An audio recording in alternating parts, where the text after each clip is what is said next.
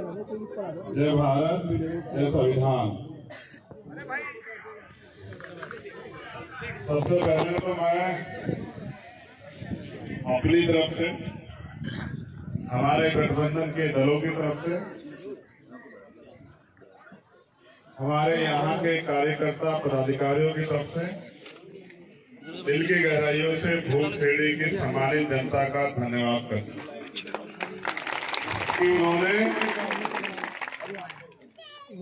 तन मन धन से सहयोग करके जब खतौली में उपचुनाव हुआ तो गठबंधन के पक्ष में वोट देकर यहाँ की तानाशाही सरकार को सबक सिखाने का काम किया और ये बताने का काम किया कि अगर आप नफरत फैलाओगे तो हम भाईचारे से आपके लक्ष्य को मुंह तोड़ जवाब देंगे और भाईचारा अपने क्षेत्र में बनाकर।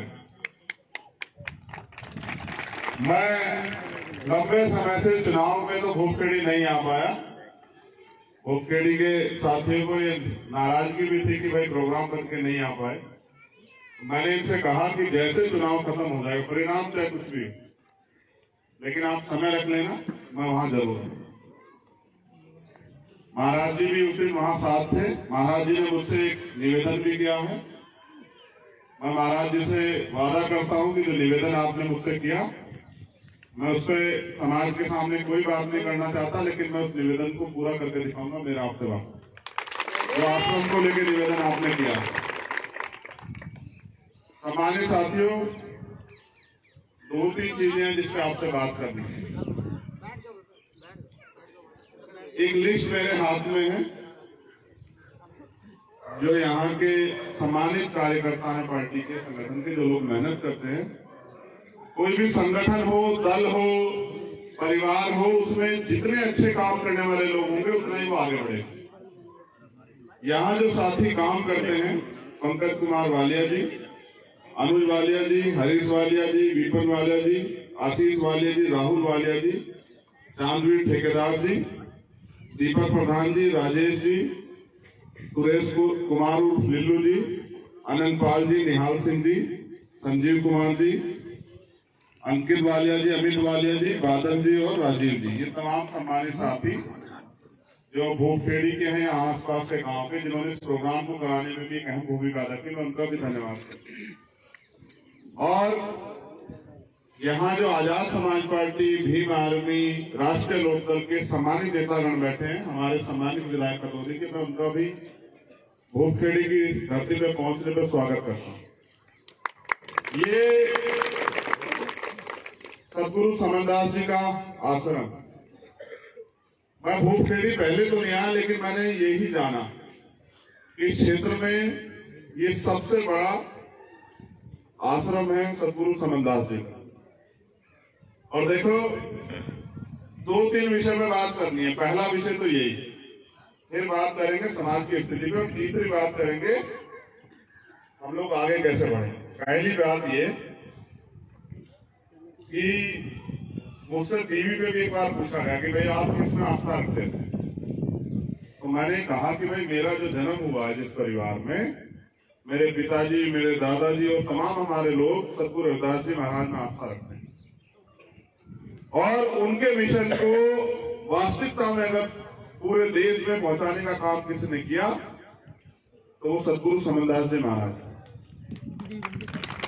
कितने ही लोगों से नशा, मांस, तमाम तरह के नशे, बुराई, तमाम तरह के अंधविश्वास, पाखंडवाद सदगुरु जी ने छुड़ाने का काम किया। और मेरे आज भी याद है, मैं जेल से छूटा, यही महीना था, ये महीना ही उनकी तो उसमें हुई जब मैं रविदास मंदिर के आंदोलन से जेल से छूटा, तब उनका शरीर पूर्ण हुआ। और मैं एक दिन पहले जेल से छूटा और मुझे खबर आई कि सदगुरु जी जो है नहीं रहे, और मुझसे रहा नहीं गया। मैं सीधा सुखरताल चलाया जहां उनका पार्थिव शरीर रखा हुआ। अपने पूरे जीवन काल में जितना समाज में बदलाव के लिए उन्होंने किया, उतना शायद ही किसी ने किया जितना उन्होंने किया। चाहे वो डांटते थे, देखो अपना डांटता भी है, वो गुस्सा भी करते थे, प्यार से भी समझाते थे, सब तरह का व्यवहार करते थे, लेकिन उनके दिल में एक ही इच्छा थी कि ये कमजोर समाज अपने पैरों पर खड़ा हो जाए, तमाम तरह की बुराइयों को त्याग के जिस तरह से और लोग तरक्की कर रहे हैं इस तरह तरक्की करें। और जिन लोगों ने उनके नियमों को माना, यानी कि सतगुरु रविदास जी के मिशन में जो लोग समर्पित हुए, मैं पूरी जिम्मेदारी से कह रहा हूं कि 90% लोगों के जीवन में खुशहाली आ गई। आप चेक करा के देख लो, मेरा पूरा वो है, उनके बच्चे भी रोजगार कर रहे हैं, उनके घर परिवार भी ठीक है, वो स्वस्थ भी। ऐसा चाहूं राज में जो मिले सबनु अन्न, और छोटे बड़े सत्संग बसे रविदास रहे पर। ऐसा राज जिसको मैं अपने ट्वीट में भी लिखता हूं, बेगमपुरा राज। सतगुरु जी ने कल्पना की बेगमपुरा राज की, विधायक जी, क्योंकि वही लिखा गया जो लोग पढ़ना चाहते हैं और जो पढ़वाना चाहते हैं। वरना यूएनओ के चार्टर में लिखा गया है कि दुनिया में सबसे बेहतरीन राज की कल्पना अगर किसने की है तो वो सतगुरु रविदास जी महाराज जी के यूएनओ के चार्टर में लिखा हुआ है वहां दुनिया में। और उस राज का नाम दिया उन्होंने बेगमपुरा राज। बेगमपुरा राज, जिस राज में कोई कम ना। ऐसा चाहूं राज में जहां मिले सबनु अन्न, हर किसी को खाने पीने की कोई समस्या ना हो, और छोटे बड़े सब बसे रविदास रहे।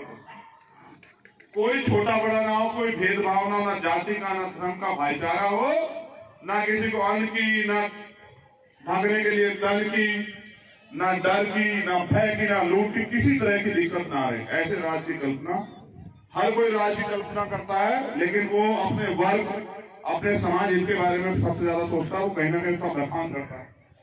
लेकिन सतगुरु रविदास जी महाराज ने जिस राज की बात की उसमें सबके लिए उन्होंने कहा कि ऐसा मानवतावादी राज आना चाहिए। ऐसा ही बुद्ध ने कहा, ऐसा ही कबीर ने कहा, ऐसा ही गुरु नानक देव ने कहा, जो समता की बात करते हैं, जो चाहते हैं देश में उस चीज की भावना खत्म हो, भाईचारा में।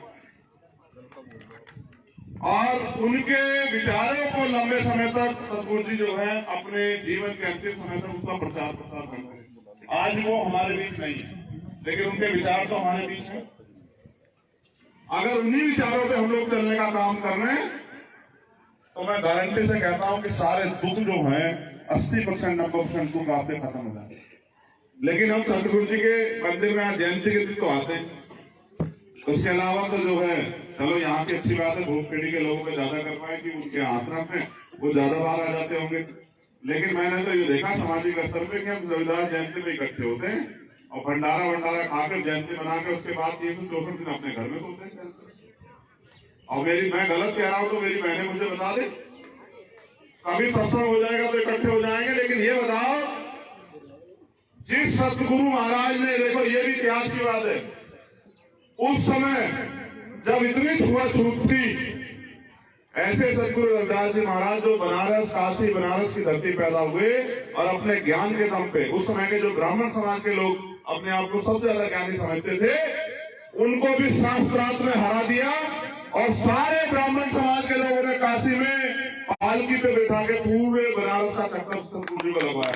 ऐसे गुरु जी, जहां इतना छुआछूत था उस समय में, पूरे सर पे पालकी पे बिठा के सारे ब्राह्मण समाज के लोग, और मैं वो बोलता हूँ जो सत्य होता है, हवा भाई कुछ नहीं बोलता हूं। और उस समय के जितने राजे महाराजा थे, बड़े बड़े राजे महाराजा, उन्होंने सतगुरु जी के चरणों में मत्था टेक के, जितने राजपूत राजा उस समय के थे, आप इतिहास पढ़कर देख लेना, आके सतगुरु जी के चरणों में मत्था टेक के और उनको अपना गुरु स्वीकार की अपेक्षा ले लेके। ये भी एक इतिहास है, ये भी एक इतिहास है। ऐसे गुरु के वंशज, ऐसे कुल गुरु के वंशज इस देश में आज उनके हाथ ऐसे हैं, देखो ये भी इतिहास। इतिहास कहिए या वर्तमान समझिए। जिन्होंने सबको रास्ता दिखाया, उनके बच्चों के हालात देखो, क्योंकि वो अपने बाप को बात कहने में तकलीफ महसूस करते हैं और अपने बाप के विचारों में चलने महसूस करते हैं। अपने बाप को बात नहीं कहोगे तो फिर आपकी जिंदगी में कोई परिवर्तन नहीं। और अगर किसी को कोई चैलेंज लेना है तो अपने बाप को बाप कहकर के विचारों में चल के देखो। अगर तुम्हारी तरफ से उपदेश तब आदमी मुझे कहना कि चंद्रशेखर भाई आप गलत कह रहे हैं। आज मैं जो कुछ हूं, मैंने टीवी में बैठे कहा कि आज जो कुछ हूं मैं सतगुरु रविदास जी महाराज की वजह से, क्योंकि मेरे पिताजी ने 2006 में मेरे हाथ में लाठी पकड़ाई। जब हमारे यहाँ पहली बार शोभा यात्रा निकलने लगी और पुलिस ने मना कर दिया कि भाई हम परमिशन नहीं दे रहे। अभी भी होता होगा ना आपके यहाँ, कहते नई परंपरा को हम नहीं वो करते, आप जयंती निकालना चाहते हो, कहते हैं ना। तो मेरे पिताजी ने कहा कि भाई ये है लाठी और ये मैंने दे दी तेरे हाथ में, अगर तेरे होते ये शोभा यात्रा रुकी तो तेरा पैदा होना बेकार है। मेरे 2006 की पकड़ी लाठी और अभी तक पकड़ रखी है मैंने। जब आपकी तरफ को यहाँ उठती है तो बताओ, उसके सामने लड़ने उनको जवाब देने के लिए आपका बेटा खड़ा होता नहीं खड़ा होता, बताओ आपका भाई खड़ा होता। ये लाठी 2006 में पकड़ा गए मेरे पिताजी मुझे, ये 2006 में पकड़ा गए कि भाई ये तेरी जिम्मेदारी है कि ये समाज इतने साल बाद इतना ठगा गया, इतना बेइज्जत हुआ, ये उम्मीद करता है कोई इनके लिए खड़ा हो और सबका साथ देता। और इतना सीधा समाज है रह के हमारा कि जिसके साथ लग जाता है सब कुछ हो जाए, छोड़ता ही नहीं, जिसके साथ लग जाए। और जिसके साथ नहीं लगता वो चाहे इनके कितने ही पैर पकड़ ले, उससे उसे पकड़ते नहीं। जब चिपकते हैं तो फेविकोल से भी ज्यादा खतरनाक, और जब नहीं चिपकते तो करेले से भी ज्यादा कड़वे। ऐसे हाल है हमारे। लेकिन फिर भी इनकी दया कृपया 20 वालों के तो नहीं, मेरे ऊपर तो भाई मुझसे तो ये बहुत प्यार करते। और प्यार का ही वो है कि आज इन्होंने मेरा कद इतना बड़ा कर दिया कि पूरी दुनिया में लोग मुझे जानते। जब इस देश दुनिया में टाइम्स मैगजीन छपी, इन सबके आशीर्वाद, मेरी बहनों के, माओ के, भाइयों के प्यार, बुजुर्गों के आशीर्वाद से उसमें मुझे भारत से अकेला आदमी था। पूरे भारत से 130 करोड़ की जनता में से इनका एक अकेला खून था उसमें, जिसको लिखा गया कि वो भारत का उभरता हुआ नेता। उसका मात्र कारण ये है। अच्छा, ज्यादा धन्ना सेठ भी नहीं है, सुनो, ज्यादा धन्ना सेठ भी नहीं है, लेकिन अपने धन का सही उपयोग करना जानते हैं। बस एक रिक्वेस्ट है, अगर आज यहाँ हम पे बैठे हुए सारे तो नहीं छोड़ सकते, लेकिन जितने छोड़ सकते हैं उससे शराब से दूरी बनाओ, सारा भला हो जाएगा। ठीक है, जितना ऐसा छोड़ोगे उतना सारे शरीर में जान रहेगी, और जितना जान रहेगी उतना ही तुम अपने समाज के लिए और देश के लिए, प्रदेश के लिए और अपने परिवार के लिए कर पाओगे। नहीं पी कर झगड़ा करते रहो, घर में सारा कोई गुना नहीं है। ठीक है, अच्छा ये कह रहा भाई बंद करवानी पड़ेगी, मन से छुट्टी है, जोर दबाव में नहीं छुट्टी। ठीक है, मन से छुट्टी है पक्का करके। अनिल तो लट मार कर भी छुट्टी, अगर मैं लट मार कर छुटवाऊं तो कल मुझे ही नहीं मिलेगी, या आगे भाग रहे हैं पीछे कर तो ना हो जाएगा। ठीक है, तो समझा के छुटवानी है, जैसे सतगुरु जी ने, समझदार जी ने छुटवाई, ये छुटवाई नहीं, अरे छुटवाई नहीं छुटवाई। तो ये तो होगी सामाजिक बात कि अपने महापुरुषों को जानो, समझो, पढ़ो, उनके रास्ते पे चलो, ये तो होगी पहली बात।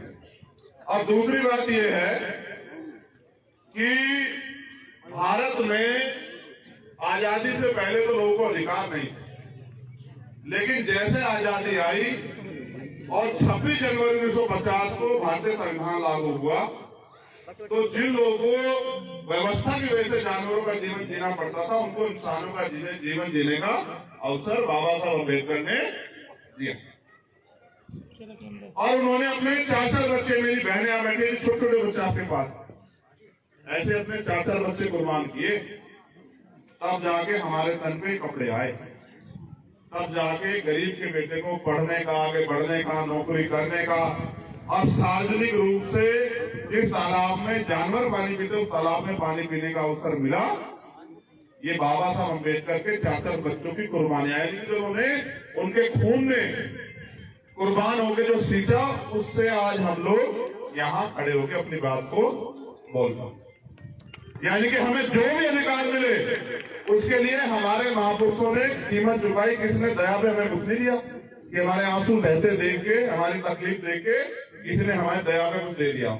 इसके लिए भी हमारे महापुरुषों ने कीमत चुकाई।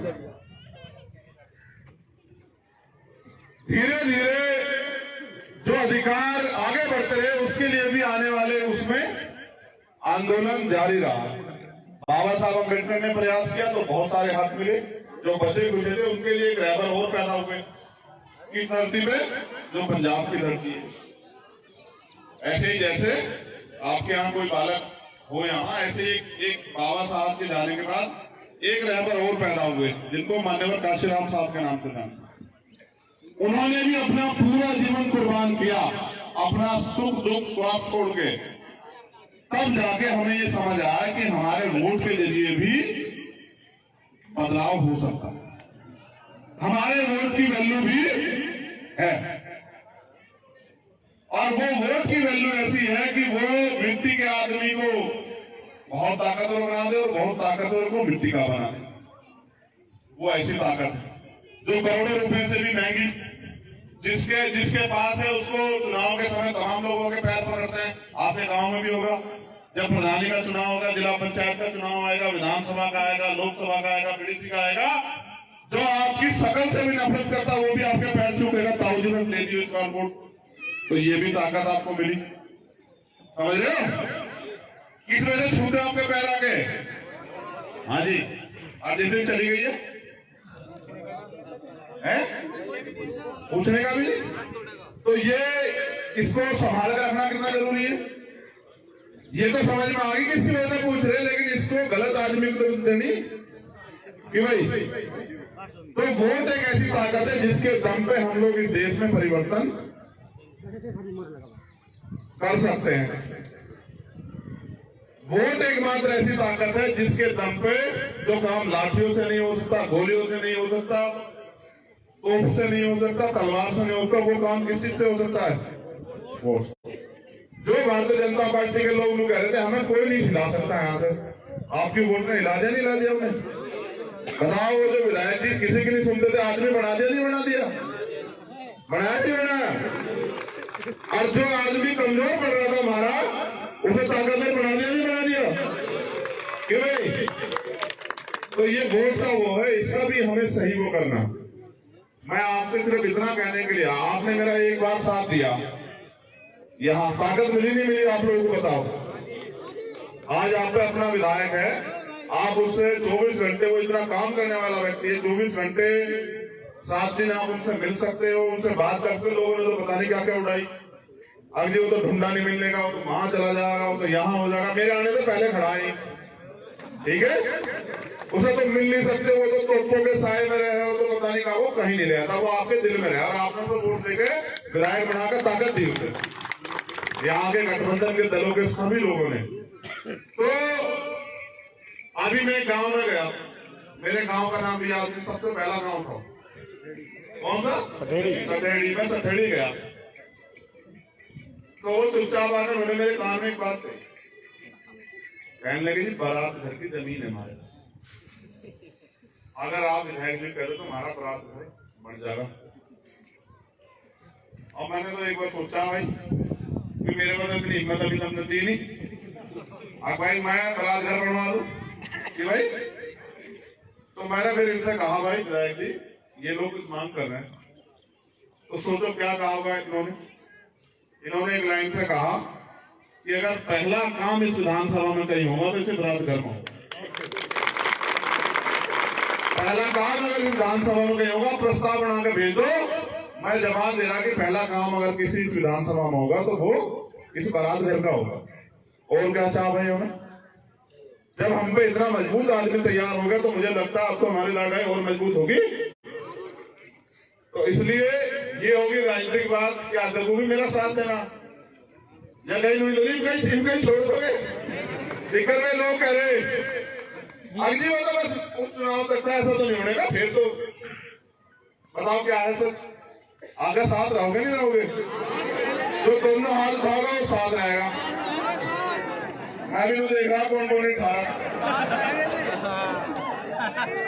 ये जो उंगल बैठी मेरी थाली पर वहां। अच्छा ठीक है, चलो हाँ नीचे कर लो। तो ये होगी आगे की बात कि अगर इस तरह से आप मेरे साथ खड़े रहे तो जो समस्या आपकी है वही मेरी है, उस समस्या का हल होगा। इतने दिन हो गए आपको गरीबी बेबसी में काटते हुए, ये तो अपनी जिंदगी सुधार लो। ये पैसे वाले लोग अगर आपके अपने होते तो आपकी जिंदगी की गरीबी मिट नहीं जाती। छोटी छोटी चीजों के लिए उधार लेते फिर उधार लेकर बच्चों का ब्याह कर रहा, उधार लेकर जो है इलाज के पैसे जुटाओ, ये सब काम फ्री कर दूंगा। अब ताकत तो देकर देखो मुझे, ये सारे काम और जिन अधिकारियों को ढूंढते फिरो तो मैं घर में पूछते फिरेगा, कोई काम तो नहीं था।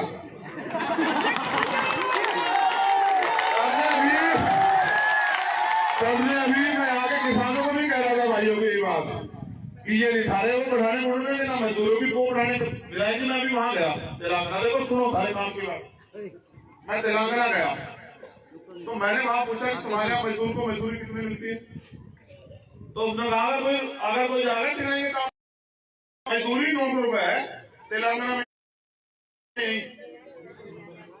कितने पैसे? वहां 900 रुपए और यहाँ तो 150 नहीं मिल रहे। समझ आई नहीं आई? कितने पैसे वहां 150 के कितने गुना है पता समझे? 6 गुना। तो इनके भरोसे रहोगे, सारे 150 छीन लेंगे बीजेपी वाले। इनका जो इलाज इनको कर दिया, देखो इनका जो इलाज इनको कर दिया ये जारी रखना, ठीक है? इक्कर में ताकतवर होता रहूंगा, आज जैसे मैं ताकतवर होता रहूंगा, हमारे चेहरे में जो उदासी है यह हंसी में बदलती रहेगी पहली बार, ठीक है? अब आगे की बात सुन लो। एक तो यहाँ ही चुनाव जीतने के बाद नुकसान क्या हुआ हमें? नुकसान भी हुआ। नुकसान ये हुआ कि यहाँ की जो बीजेपी के नेता वो बेचारे परेशान हो गए, भाई इन्हें टिकट घेरेगा। तो यहाँ जो 2 अप्रैल के मुकदमे जो लड़ाई आपने लड़ी एक्ट वाली, उनमें नए लोगों के नाम जोड़ना, उन पर समन भेजना, उन पर गैंगस्टर भेजना, ये शुरू कर दिया और खूब खुश हो रहे आगे बढ़ जाएंगे। बताओ डरे सरकार तो मुकदमों डरे ना, मुकदमों से डरते ना मुकदमे से डरते। हम तो संविधान के खिलाफ जाने से डरते हैं बस। और आपको भी मैं समझा रहा कि किसी का अपमान ना करो और संविधान के दायरे में रह काम करो, तब ताकतवर हो जाओगे। दूसरा काम, एक तो 2 अप्रैल के मुकदमे बहुत बढ़िया है। मैं प्रशासन के लोगों को जोरदार तरीके से करो मुकदमे, ये 10-12 हो जाएंगे तो मेरे लिए हाथ खुल जाए, आ जाऊंगा मैं ये सारी चाहिए ना सारी के लिए ये धरना देंगे, इसको कलेक्ट्रेट में हम जमा करवाऊंगा मुकदमे थाने में, चिंता मत करो, बेफिक्र रहो। ये और 2-4 कर दो भी 1 रुपए करे, ये जी 5-7 को हो जाएंगे। ये 5-7 यहाँ एक दिन चिंगाड़ के मुझे कहेंगे जी हमारे मुकदमे हो रहे, फिर आऊंगा मैं यहाँ, फिर बताऊंगा मैं तब कर करे जाऊँ मुकदमे, ठीक है? एक 24 तारीख को एक हमारे सम्मानित कार्यकर्ता यहाँ गौरव तेजिया, उन पर हमला हुआ। एक खतौली से जब ये प्रचार करके लौट कर आ रहे हैं अनुज और पंकज, तो इन पे भी हमला हुआ। अब ये 2 बातें मैं यहाँ के सम्मानित अधिकारियों को कह रहा हूँ कि भाई ये जो आपने वर्दी पहनी ना, ये गरीब जनता की सुरक्षा के लिए पहनी, ताकतवर लोगों की चाटुकारिता करने के लिए नहीं पहन रखी है। आप अपने भी जो संविधान की शपथ आपने ले रखी उसको याद रखो। 1 मिनट सुन जाओ, तालियां तुझे न बजाई पर बात कर लेंगे। जैसे आप यहाँ खड़े हो तो मैं इनमें से ही एक हूं। अगर हमारे कार्यकर्ताओं के साथ यहाँ अन्याय होगा तो ये फिर ये बर्दाश्त नहीं होने का, ये बात आप याद रख लियो। जो भाई नारे नुरे लगाओ, जिंदाबाद मुर्दाबाद तो ठीक है। एक और मैं आपको कह रहा हूं भाई, देखो हर एक व्यक्ति का अधिकार है, भारतीय संविधान ने उसको दिया है। मैं किसी जाति के खिलाफ नहीं हूँ, धर्म के खिलाफ नहीं हूँ, किसकी क्या वो है मैंने आपको बता दी, हमारे संतों गुरु महापुरुषों का इतिहास बता दिया। अगर फिर भी किसी को गलतफहमी हो, जिन्हें नहीं पता उनकी तो मैं समझता हूं कि वो तो लापरवाही हो सकती है। जिनको पता उनको ये बता भाई हम ज्यादा लड़के नहीं है, हम बहुत गहरी है, हमारी जड़ें बहुत गहरी है। इसके लिए कभी चेक करना हो तो 2 अप्रैल का आंदोलन पढ़वा देना उन लोगों को बेचारों को, और कभी अगर वो हो तो रविदास मंदिर में जो गुरु घर का आंदोलन हुआ था दिल्ली का वो पढ़वा देना, और अभी जो है जो अभी मुरैना में वो पढ़वा देना, और 12 तारीख को भोपाल में हो रहा उसकी झलकी दिखवा देना उन लोगों को बेचारों को। देखो हम किसी के विरोध में नहीं है, जिनकी मानसिकता खराब है, जैसे तुलसीदास दुबे जैसे जो लोग हैं, जिन्होंने वो धर्म ग्रंथ में लिख दिया कि महिलाएं कमजोर होती हैं, शूद्र ये होते हैं, वो होते हैं, ऐसे जो लोग हैं जो मानसिक रोगी हैं, जो घोर जातिवादी हैं, जिनको एहसास भी नहीं कि वो क्या लिख रहे हैं, जिनको जानकारी भी नहीं, ऐसे लोगों की तो मैं कहता नहीं। लेकिन बाकी लोगों को मैं कहता हूं, एक बहुत इंपॉर्टेंट बात, मीडिया के लोग भी इसको याद रखें। अगर किसी समाज से हमने किना कर ली ना, किना, तो उनका व्यक्ति गांव का मेंबर नहीं बन पाएगा। मेरी बात को याद रखियो। आज अगर किसी को गलत फहमी हो, वोट हमारे ही पास है, ये लोकतंत्र है, और अगर हिम्मत हो तो किसी में फेरी जोड़ लगाइयो, करियो कार्यकर्ता में हमला। हम पंचायत करके गए बिरादरी की बात को कि समाज का व्यक्ति प्रधान न बन जाए किसी गांव में, फिर आपको एहसास हो जाएगा। हम ये जो लोकतंत्र है ना, इसी की ताकत पर विधायक एमपी बनकर सरकार बनाकर राज कर रहे हो। इसलिए बात समझानी पड़ेगी। और भूपेड़ी के सम्मानित लोगों से मेरा निवेदन है, मैं आपसे कह रहा हूं, टकराने से आपके रास्ते नहीं खुलेंगे। वो लोग जानबूझ के षड्यंत्र करते हैं कि आप टकराते रहो, जिससे कि आप तरक्की ना करो। आप टकराना बंद करके 2 साल मेरे साथ काम करो। ये तो टेलर था खजौली का, इन्हें पूरी पिक्चर जो है 2024 में दिखाऊंगा, आप लोग याद रखना। जो मैं यहाँ के अधिकारियों, कर्मचारियों और यहाँ के मंत्रियों से भी कह रहा हूँ, आइए चुनाव में वोट मांगने आकर हमारा समाज स्वागत करेगा। आप लोग, आप चिंता मत करो, करवाओ जरूर, करवाओ अत्याचारित, चोट का बदला वोट से हम देंगे 24 में। और जो आज मंत्री संतरी बने बैठे वो यहाँ रोड पर घूमते नजर आएंगे। आप लोग, आप ध्यान रखिएगा। लेकिन प्रशासन से मेरा निवेदन है कि जाति धर्म देकर कार्रवाई ना करें, जो गलत कर रहा है उसके खिलाफ ठोस कार्रवाई करें, जिससे कि दूसरा कोई व्यक्ति गलत ना करे। क्योंकि अगर आप अन्याय को बढ़ावा देते हो तो इससे जो आस्था विश्वास है न्याय के प्रति लोगों को कमजोर पड़ जाएगा। और भाई, हम अपने दम पर जिंदा आए थे, ये भी याद रखो। हमारे अंशु देख के किसी ने दया नहीं करी हमारे ऊपर, करी।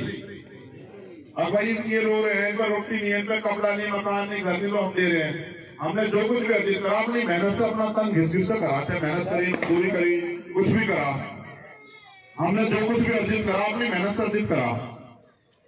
इसलिए मेहनत करते रहो, आगे बढ़ते रहो, बुराइयां छोड़ो और पढ़ लिख कर आगे बढ़ो। और आपके आने वाले बच्चों का कल इस देश में बेहतर होगा, इसके लिए हम लोग लड़ रहे हैं। क्योंकि हमारा जीवन तो जो कुछ है, हमको अच्छी रोटी जो अभी मिल रही है उससे हमारा शायद पेट भर रहा है, लेकिन अगर हमारे दिल में जो जख्म हो तब भरेंगे जब इस देश में रहने वाले हर व्यक्ति को वही स्वाभिमान, सम्मान और वो हक अधिकार मिलेंगे जो उनका अधिकार। और आप लोग चिंता मत करो, मेरे हाथ मजबूत करते रहो, अपने दल को आगे बढ़ाते रहो, संगठन में जिम्मेदारी लेके अपनी कमेटियां बनाते रहो। लोकतंत्र है, जिसका वोट है उसका राज, इस दिन आपका राज होगा। अच्छा बताओ, एक सवाल है, पूरी जिम्मेदारी दी है, बहने भी नहीं राजनीति जानते हो, ये भी बता देंगे।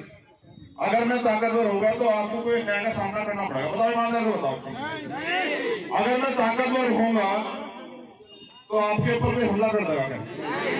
अगर हमला कर देगा चैन पे घर में सो जाएगा क्या? बताओ, क्यों नहीं बताओ, पूरी जिम्मेदारी से बताओ, सच्चे मन से। आप गुरु घर में हो, आज आपको मेरे पे भरोसा है नहीं है तो फिर कुछ दिन की बाजी इतने दिन काट लिए, और थोड़े से दिन मेहनत करते रहो, काटते रहो। साथियों से भी निवेदन, नौजवान से, रोजगार दे रही सरकार, महंगाई खत्म कर रही, बेरोजगारी खत्म कर रही, गरीब किसान के लिए कुछ कर रही, लूट रही दोनों हाथों से। तो इस लूटने वाली सरकार का भारतीय संविधान की रक्षा भी करनी पड़ेगी ना भाई, करनी पड़ेगी, नहीं करनी पड़ेगी? ये जो माए बहने बैठी बात सुन लो, खासा बड़ा प्रचारक की हुई लोग हैं, 4 महिलाएं अगर कहीं हो करती है, अगर वहां अगर बोल चाल लो तो हो ही नहीं सकता है। आपसे एक निवेदन है, एक भाई आप लोग भी कार्यकर्ता लोग बड़े गौर से सुने इस बात को, सारे कार्यकर्ता ध्यान दें। जो लोग हमें रोक नहीं पा रहे ना, वो एक षड्यंत्र कर रहे हैं हमारे खिलाफ। अब वो क्या करते हैं, अपनी मीटिंग करते हैं गांव में जाकर, हमारे लोगों में कहते हैं भाई जनसेवा का साथ ना दो। अरे भाई, सारे नौजवानों को मुकदमे लगा दिए, सबकी जिंदगी खराब कर दी, लेकिन ये सारे IAS IPS बन गए थे, मैंने इन्हें वापिस जो है बेरोजगार कर दिया। मैं सबको मुकदमे लगवा दिए, कर दिया। जो सरकार मुकदमे लगा रही है, मान लो झूठे, उनसे तो लड़ नहीं सकते हैं। लेकिन अगर वो हमारे साथ खड़े होकर हमारे लोग आज लड़ना सीखे तो उन्होंने कह रहे हैं कि मुकदमे लगवा दिए। आप बताओ भाई ईमानदारी से, 2 अप्रैल का आंदोलन आपने अपने हक अधिकारों के लिए लड़ाया तो जबरदस्ती लड़ा था? बताइए, हक अधिकारों के लिए लड़ाना। जो अन्याय होता था, कार्रवाई नहीं होती थी, आज भीम आर्मी की वजह से वो कार्रवाई होती है। आज बहन बेटियां अपने आप को सुरक्षित महसूस करती है भीम आर्मी की वजह से। ये दिया है भीम आर्मी ने इस देश में। पुलिस से पहले जाती है भीम आर्मी, आंधी तूफान में गाड़ी रुक जाए, ट्रेन, हेलीकॉप्टर और हवाई जहाज रुक जाए, भीम आर्मी नहीं रुकती। ये दिया है समाज में भीम आर्मी ने। और अगर जो समाज IAS आप PCS तो खूब बड़े, लेकिन जो समाज पैसे वाला होकर भी थाने में जाकर अपनी बात नहीं कह सकता, उनका आज 18 साल का नौजवान लड़का इंस्पेक्टर साहब से पूछा, भाई इस मामले में कार्रवाई क्यों नहीं, बताओ हुई या नहीं, परिवर्तन हुआ नहीं हुआ, बताओ। तो इसे बढ़ाओगे, किसी की बात तो मांगे पीछे हटाओगे, तो इसका प्रचार भी करेगा। तो भाई हमारा भाई आकर बड़ा लग रहा हो, इकट्ठे होकर खड़े हो जाओ, तब भी तो प्रचार कर लिया करो, तब नहीं सिपाही, तब भी रिश्तेदारियों में जाकर वहीं भी कह दिया करो, फोन करके जहां रिश्तेदारियों में कोई भी को हो जाओ। कहोगी नहीं कहोगी तो बताओ ना, मनी मानता दो नौजवान बताओ, हमारी थाली छोड़ वाली ये तो हमारे खिलाफ होगी को है ना, पीछे वाली पूछा तो हमारे खिलाफ हो तो हमारे साथ बता। अच्छा फिर ठीक, बहुत बहुत धन्यवाद आप सब लोगों का, यहाँ की कमेटी का। ऐसे आगे बढ़ते रहेंगे, एक दूसरे का हाथ पकड़ के। कुछ दिन का समय है, देखो छोटा सा पेड़ देखा होगा आपने, अब एक सा लगाया होगा अपने आंगन में, और आज कहीं के आंगन में नींद जैसा ठंडा हो रहा होगा, छांव भी दे रहा होगा, दे रहा थारा भी छोटा सा ही है, भी बड़ा होगा थोड़ा सा पेड़ देखियो, फिर बताना छांव और फल किसे गए, पत्थर भी मारने की जरूरत पड़ेगी, तोड़ने से अपने आप आओगा हाथ में, चिंता मत करो, कुछ दिन की बात है। और कार्यकर्ता काम करें, गांव गांव में जाके समाज में जो झूठ फैला जा रहा है उसको बेनकाब करें और समाज को जोड़ने का काम करें, और अपने गठबंधन के दलों के सहयोग से भाईचारा बना के लोगों की न्याय की लड़ाई लड़ें। बहुत बहुत धन्यवाद। जय भीम, जय भारत, जय गुरुदेव, धन गुरुदेव। हमारा गठबंधन जिंदाबाद। और हथौली की जनता का बहुत बहुत धन्यवाद, ये प्यार और विश्वास जताने के लिए धन्यवाद। जय भीम।